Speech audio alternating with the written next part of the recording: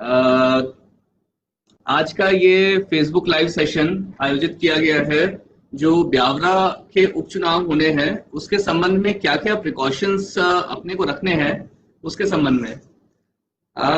जैसा कि आप सभी जानते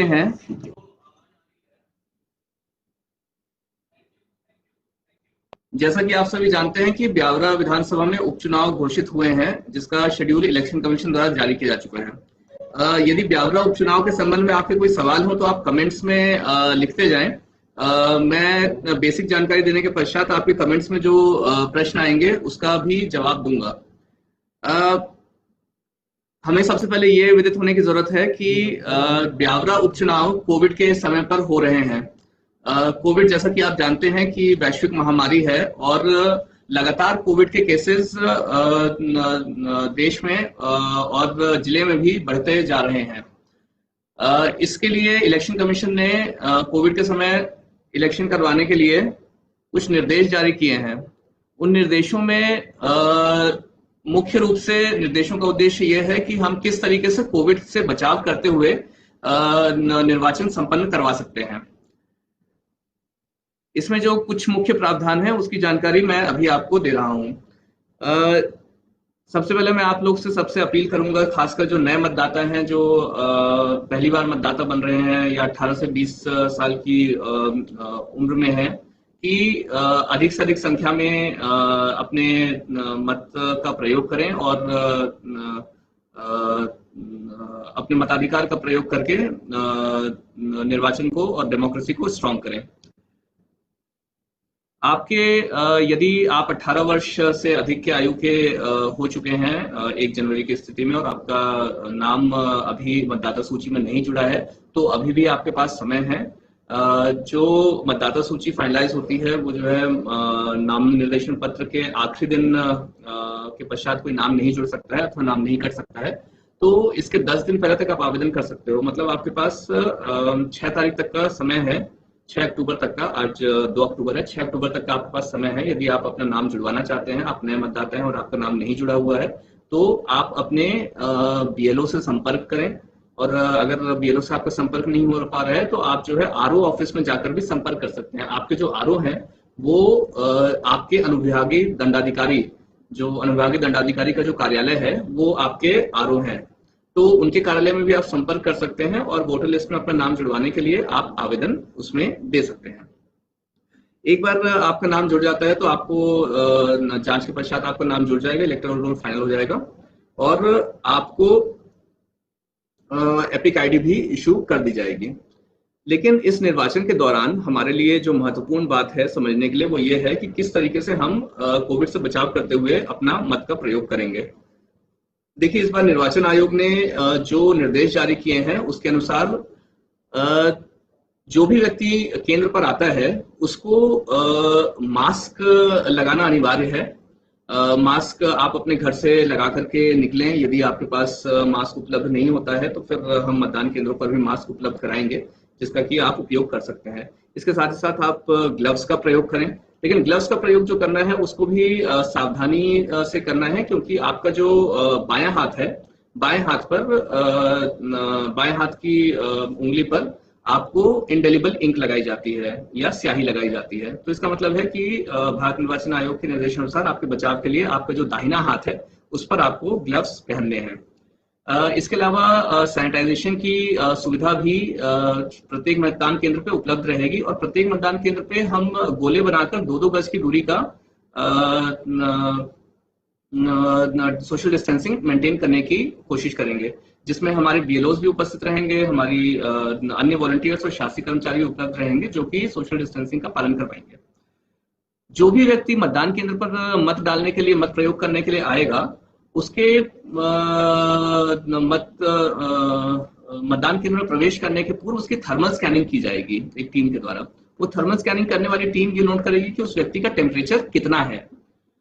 यदि उसका टेम्परेचर जो नॉर्मल टेम्परेचर है, नॉर्मल टेम्परेचर लगभग आपका 97 डिग्री फ़ारेनहाइट से 98-99 डिग्री फ़ारेनहाइट तक आता है, अगर इससे ज्यादा उसका टेम्परेचर होता है तो उस टेम्परेचर ज्यादा टेम्परेचर वाले व्यक्ति को उस वक्त वहां पर रोक दिया जाएगा और उसे ये समझाइश दी जाएगी कि वो मत प्रयोग करने के लिए जो आखिरी घंटा निर्धारित है उस आखिरी घंटे में उपस्थित हो। ये ऐसा इसलिए किया जा रहा है कि यदि उसका टेम्परेचर ज्यादा है तो हो सकता है कि वो कोविड का सस्पेक्ट हो और उसके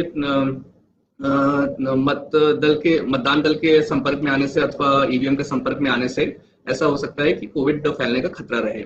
इसलिए उसे जो है आखिरी के 1 घंटे में बुलाया जाएगा और आखिरी के 1 घंटे में पूरे कोविड प्रोटोकॉल का पालन करते हुए, मतलब जो मतदान दल है वो जो है बकायदा पीपी किट का उपयोग करके, सैनिटाइजेशन वगैरह का उपयोग करके उससे फिर उसका मत डलवाएगा। इसका मतलब ये नहीं है कि किसी को मत डालने से रोका जा रहा है। इसका मतलब सिर्फ इतना सा है कि आपकी सुरक्षा के लिए और जितने सभी लोग मतदान करवा रहे हैं उनकी सुरक्षा के लिए उस व्यक्ति को बस आखिरी के 1 घंटे में मतदान के उपयोग का समय दिया जाएगा। ये एक इम्पोर्टेंट इंस्ट्रक्शन है क्योंकि आप किसी केंद्र पर जाएंगे और केंद्र पर अगर आप उपस्थित होते हैं और आपका टेम्परेचर लिया जाता है, आपका टेम्परेचर ज्यादा आता है और मतदान दल आपको ये बोलता है कि आप अभी मत ना डालें, तो इसमें आपको ऐसा सोचने की जरूरत नहीं है कि आपको मतदान करने से रोका जा रहा है। ये सिर्फ और सिर्फ कोविड प्रोटोकॉल है और कोविड प्रोटोकॉल के अनुसार मतदान के आखिरी घंटे में आपको मत उपयोग करने का समय दिया जाएगा। इसके अलावा चूंकि आपको ये भी हो सकता है कि आप सोचें कि आपको किस समय मतदान करने जाना है, किस समय मतदान करने नहीं जाना है। सोशल डिस्टेंसिंग चूंकि अपने को मेंटेन करनी है, इसलिए आपको ये भी पता होना जरूरी है कि किसी मतदान केंद्र पर कितनी लंबी लाइन लगी हुई है। अगर मतदान केंद्र पे बहुत लंबी लाइन है और आप जो वहां पे पहुंच जाते हैं तो सोशल डिस्टेंसिंग का पालन करना थोड़ा सा कठिन हो जाता है। इसलिए भारत निर्वाचन आयोग ने इस बार बूथ ऐप भी लॉन्च किया है। ये जो बूथ ऐप है, इस बूथ ऐप पर लाइव जानकारी रहेगी कि प्रत्येक मतदान केंद्र पर कितने मतदाता ऐसे हैं जो कि अभी क्यू में खड़े हुए हैं। तो इससे आपको ये जानने में आसानी रहेगी कि आपके मतदान केंद्र पर कितनी भीड़ है और उस अनुसार आप अपने मतदान केंद्र पर जाने का भी प्लान कर सकते हैं। इसमें मैं ये भी बताना चाहूंगा कि जितने भी मतदान दल हैं उनको भी कोविड से प्रोटेक्ट करने के लिए हम लोग पर्याप्त मेजर ले रहे हैं। Right from start of elections जब उनकी ट्रेनिंग वगैरह स्टार्ट होगी तो ट्रेनिंग भी हम लोग बहुत छोटी छोटी बैचेस में कर रहे हैं और ये सुनिश्चित कर रहे हैं कि लोगों के सोशल डिस्टेंसिंग मेंटेन रहे, ताकि ऐसा ना हो कि कोई व्यक्ति मतदान कराने के लिए जा रहा है और वो कोविड सस्पेक्ट या कोविड पॉजिटिव हो। उन्हें हम लोग बाकायदा पूरे मास्क, पूरे सैनिटाइजर और सारे सुरक्षा इक्विपमेंट दे करके भेजेंगे। जितनी हमारी ईवीएम्स हैं उनको हम लोग जिस वक्त कमीशनिंग कर रहे हैं, जिस वक्त एफएलसी कर रहे हैं, उस वक्त भी जो है बाकायदा पूरे सैनिटाइजेशन का प्रयोग करते हुए उपयोग किया जा रहा है, ताकि ईवीएम्स के माध्यम से भी कोई संक्रमण का चांस ना रहे। तो पूरे कहने का मतलब ये है कि संक्रमण से बचाव के लिए पर्याप्त मेजर्स लिए जा रहे हैं। एक सवाल आपके मन में आ सकता है कि कोई व्यक्ति अगर कोविड पॉजिटिव है तो वो कैसे मतदान करेगा, क्योंकि वो तो आइसोलेशन में है, वो मतदान कर पाना उसके लिए संभव नॉर्मल परिस्थितियों में नहीं होगा। तो इसके लिए भी इलेक्शन कमीशन ने एक नवीन निर्देश जारी किए हैं। उन नवीन निर्देशों के अनुसार यदि कोई व्यक्ति कोविड पॉजिटिव है तो वो नोटिफिकेशन, इलेक्शन की नोटिफिकेशन जारी होने के 5 दिवस के भीतर, मतलब 9 अक्टूबर को नोटिफिकेशन जारी हो रहा है, तो उसके 5 दिवस के भीतर मतलब 13 तारीख तक वो पोस्टल बैलेट के लिए अप्लाई कर सकता है। पोस्टल बैलेट के लिए एक नया फॉर्म इलेक्शन कमीशन ने डिवाइस किया है जो कि फॉर्म 12D है।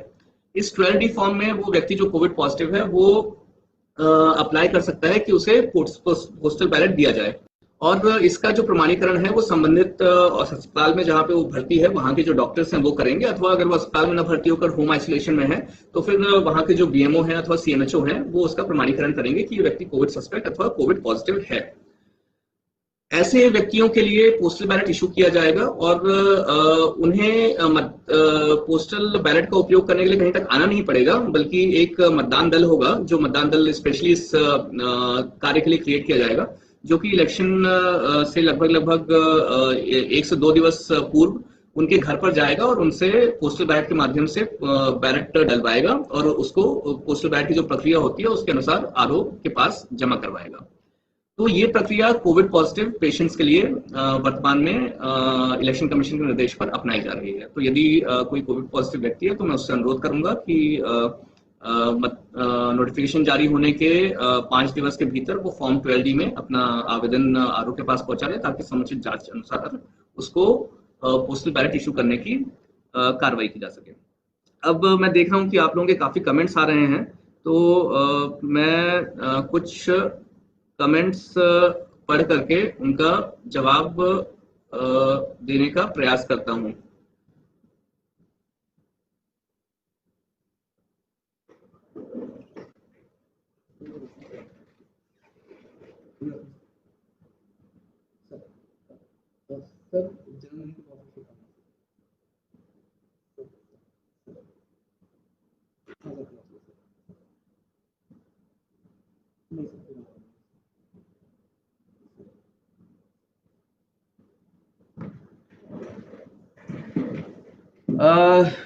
कमेंट्स थोड़ा एक बार पढ़ के नोट करके जो है मुझे देते जाओ, ताकि मैं उसको जवाब दे सकूं। तो ऐसे में बहुत समय लगेगा।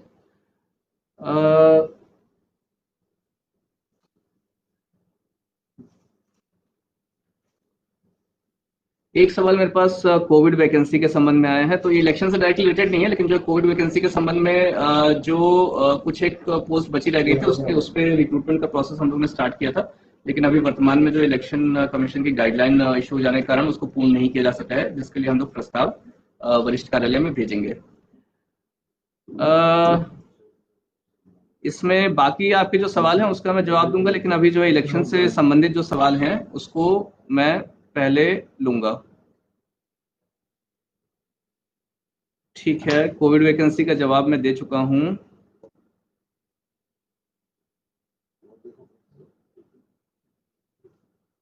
कुछ सवाल बीमा के बारे में आ रहे हैं, हालांकि वो इलेक्शन से रिलेटेड नहीं है, लेकिन चूंकि सामान्य प्रशासनिक प्रक्रिया है, इसलिए मैं बता देना चाहूंगा कि हमने इंश्योरेंस कंपनी से भी बात कर ली थी। उनके यहाँ प्रक्रियाधीन है और बहुत जल्दी बीमा के क्लेम भी क्लियर हो जाएंगे।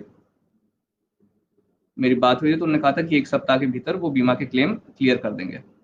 जिन व्यक्तियों के टेम्परेचर ज्यादा है उनके लिए अलग बूथ बना दिया जाए तो बेहतर रहेगा। देखिए, जाफर कुरैशी जी ने जो है एक सुझाव दिया है कि जिनके टेम्परेचर ज्यादा हैं उनके लिए अलग बूथ बना दिया जाए तो बेहतर रहेगा। इसमें आपका सुझाव अच्छा है।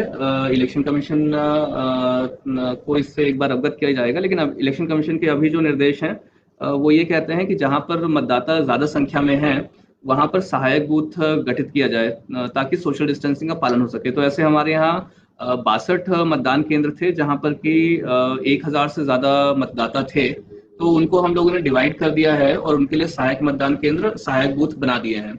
कोविड पॉजिटिव व्यक्ति के लिए स्पेशली अलग से बूथ बनाया जाना इसलिए संभव नहीं हो पा रहा है, क्योंकि कोई व्यक्ति ज्यादा टेम्परेचर है कि नहीं है उसको जो है शुरू से पता कर पाना मुश्किल है।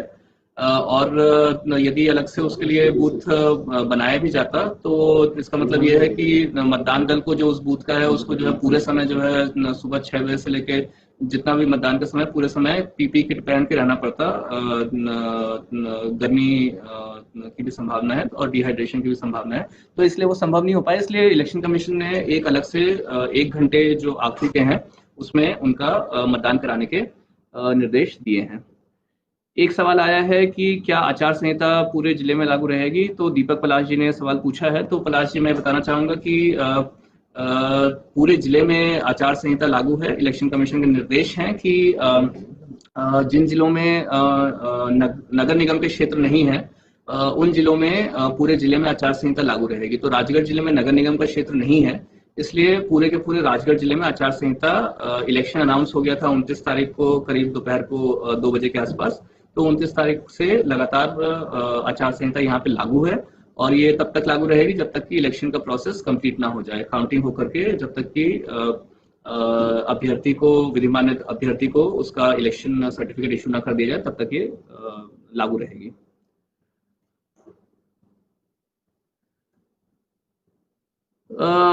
एक और सवाल आया है, हालांकि मतदान से रिलेटेड नहीं है। इसमें कहा गया है कि जिले में कॉलेज कब तक खुलेंगे। तो इसके संबंध में मैं बताना चाहूंगा कि एक नए निर्देश भारत सरकार द्वारा जारी किए गए हैं अनलॉक के संबंध में, जिसमें कि 15 अक्टूबर के पश्चात से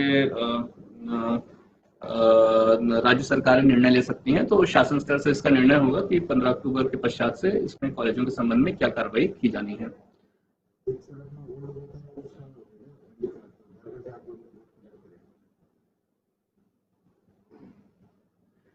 इस बीच में मैं एक और निर्देश जो इलेक्शन कमीशन के हैं, इनफैक्ट 2 निर्देश इलेक्शन कमीशन के, उसके बारे में मैं आपको अवगत करा देना चाहूंगा। एक सवाल जो है लखन यादव जी का आया है कि वोट डालने के जाने के पर फुल सैनिटाइजर मशीन होगी या नहीं होगी। इसमें मैं बता देना चाहूंगा कि प्रत्येक इलेक्शन मतदान केंद्र को सैनिटाइज किया जाएगा मतदान प्रारंभ होने के पूर्व, और लगातार जो भी व्यक्ति मतदान केंद्र पर उपस्थित हो रहा है या एंटर कर रहा है, उसको एंट्री गेट पर उसको सैनिटाइज किया जाएगा, सैनिटाइजर का उपयोग किया जाएगा उसके द्वारा, तथा उसका टेम्परेचर भी लिया जाएगा। तो पूरा कोविड प्रोटोकॉल का पालन करते हुए और पूरा सैनिटाइज करते हुए ही इलेक्शन कमीशन के निर्देशों पर पूरा इलेक्शन आयोजित कराया जाएगा।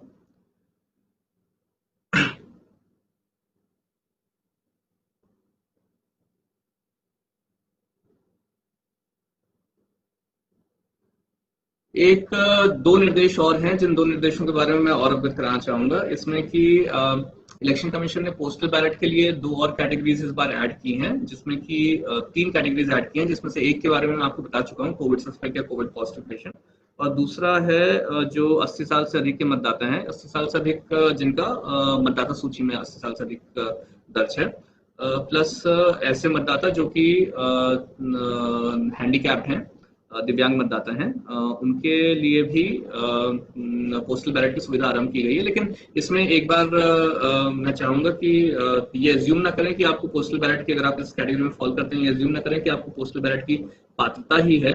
आप ये देखें कि मतदाता सूची में आपके नाम के आगे दिव्यांग लिखा है अथवा नहीं लिखा है, या फिर जो मतदाता सूची के अनुसार आप 80 प्लस के ऊपर हैं कि नहीं है।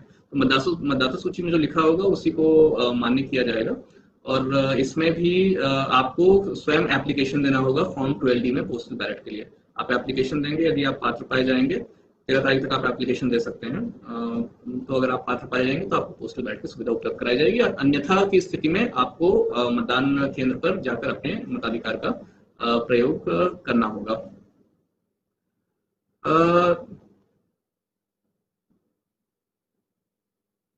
कुछ और सवाल आए हैं जिसमें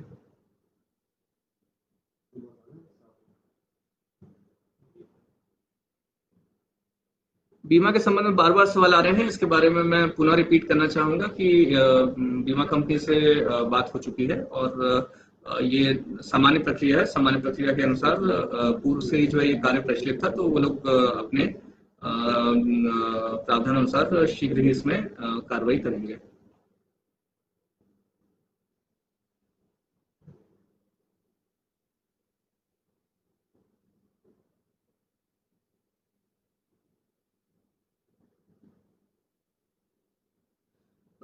स्कूल के टाइम के संबंध में एक सवाल पूछा गया है। तो स्कूल के टाइम के संबंध में मैं बताना चाहूंगा कि अभी कोई निर्देश जारी नहीं हुए हैं। 9वीं कक्षा से 12वीं कक्षा के लिए पालकों की सहमति से स्कूल चलाए जा रहे हैं।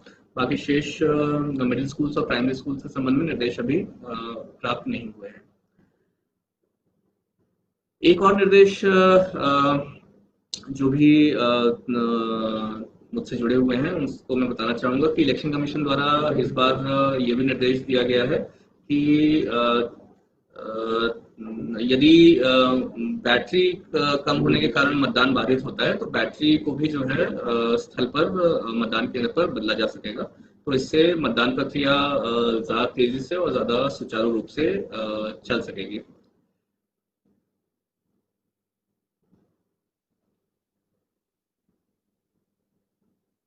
और कोई मेजर सवाल आया है इलेक्शन से रिलेटेड? तो मैं आप सभी से आग्रह करूंगा, आपने से कुछ लोगों ने कहा है कि मैं फेसबुक लाइव पे ज्यादा आया करूं, तो मैं कोशिश करूंगा कि फेसबुक लाइव पे मैं ज्यादा आने का प्रयास करूंगा। मैं आप सभी से आग्रह करूंगा, खासकर जो नव मतदाता हैं, युवा मतदाता हैं, कि जो पहली बार अपने मताधिकार का प्रयोग करने जा रहे हैं, कि मताधिकार मताधिकार बहुत ही इम्पोर्टेंट अधिकार है जो संविधान द्वारा हमें दिया गया है। और इसका प्रयोग हमें बिना किसी इन्फ्लुएंस में आए और अपने स्वविवेक के अनुसार करना चाहिए। और मैं चाहूँगा कि आप लोग अधिक से अधिक संख्या में इलेक्शन के दिन आएँ और अपने मताधिकार का प्रयोग करें। साथ ही साथ कोविड से बचाव के लिए सोशल डिस्टेंसिंग का, सैनिटाइजर का, मास्क का उपयोग करते रहें। और अभी जिले में आदर्श आचरण संहिता लागू है, तो आदर्श आचरण संहिता का भी जो है पूर्णतः पालन करते रहें, ताकि निष्पक्ष रूप से चुनाव आयोजित किए जा सकें।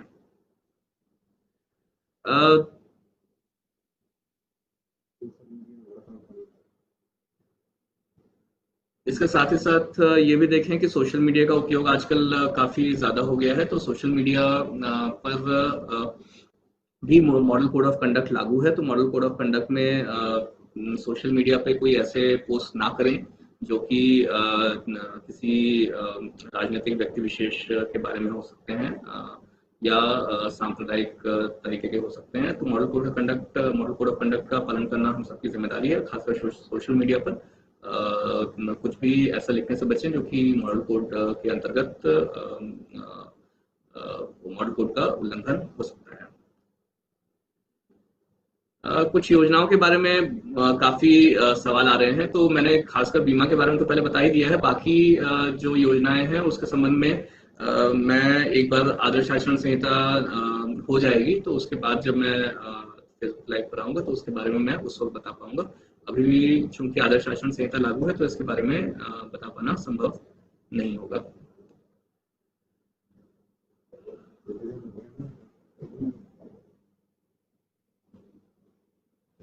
एक सवाल शराब के बारे में आ रहा है आदर्श आचरण संहिता के समय में।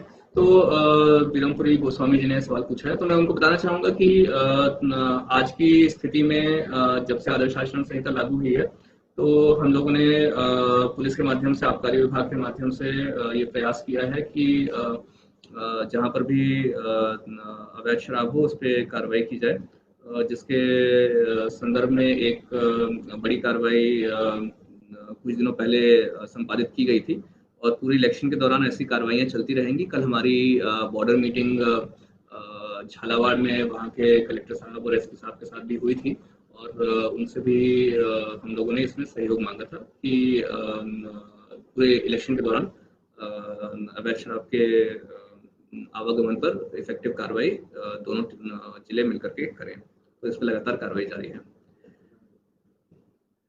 तो मेरे साथ जुड़ने के लिए बहुत बहुत धन्यवाद। मैं कोशिश करूंगा कि जल्द ही मैं फिर से फेसबुक लाइव पर आऊं और आप सभी अपने मताधिकार का प्रयोग करें और निष्पक्ष चुनाव कराने में प्रशासन की मदद करें। Thank you.